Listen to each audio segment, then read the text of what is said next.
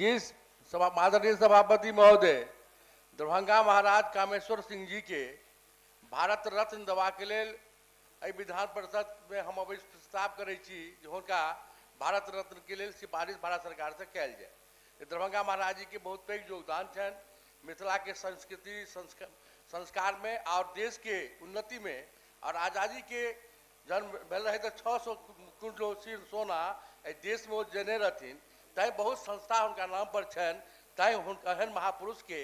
निश्चित रूप में भारत रत्न के लेल भारत सरकार से सिफारिश करवा के लेल हम विधान परिषद के गैर सरकारी संकल्प के माध्यम से अब प्रस्ताव करें।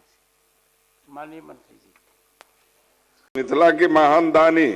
एवं महान ज्ञानी राष्ट्र निर्माता एवं संविधान सभा के सदस्य रहे दरभंगा के महाराजाधिराज स्वर्गीय डॉक्टर कामेश्वर सिंह को देश का सर्वोच्च नागरिक सम्मान भारत रत्न प्रदान करने की सदन के माध्यम से सरकार से मांग करता हूं।